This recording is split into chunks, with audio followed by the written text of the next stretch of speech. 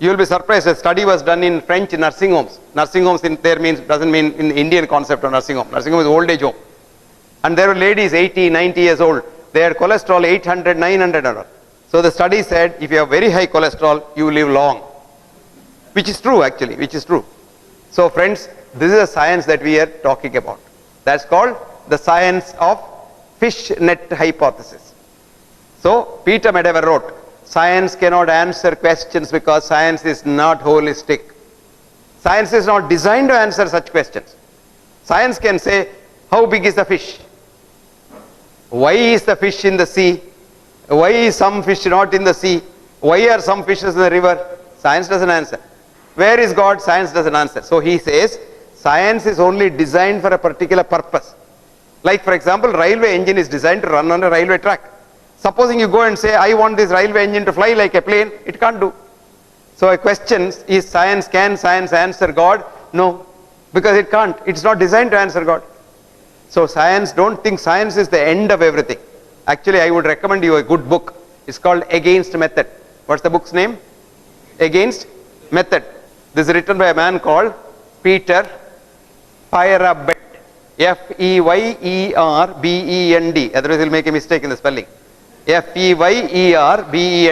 Feyerabend, Paul, he was the professor of science philosophy in the London School of Economics.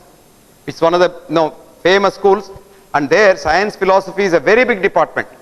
It was dominated for about 30 years by a great thinker called Karl Popper. Have you heard of Popper? P-O-P-P-E-R? Karl Popper dominated London School of Economics for 30 years, followed by his student Feyerabend. And Feyerabend so beautifully writes. He says, all the ills of the 21st century world are due to the so-called science's superiority, supremacy over all other whites of human thinking. Today you think anything is scientific. What is scientific? Going to moon is scientific, right? Right? Right. Of course, we didn't go to moon. We went to Mars. That doesn't matter. That's because PQ is not equivalent to QP.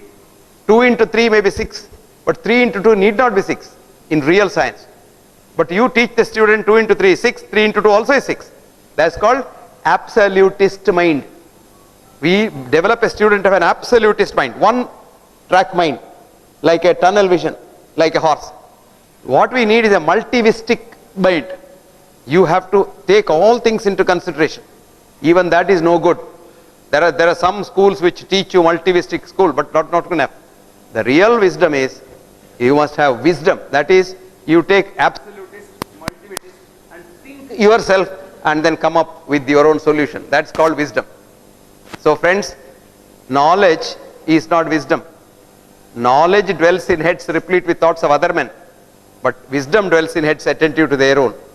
Knowledge is so proud, I know so much. No, I am a PhD, I am this, I am MD, but wisdom says, I don't know much. Wisdom is so humble because it knows no more. Knowledge and wisdom, far from being one, have nothing in common at all. The wiser you are, the humbler you become. And that's Indian education. Indian education says, Vidya dadati vinayaha. You become humbler and humbler. The humbler you are, more educated you are. But today, education gives you arrogance. Degree. This all the Western thoughts, we are taking it and fully imbibing it and saying that's the right way to do it. No, there are other ways to do it also.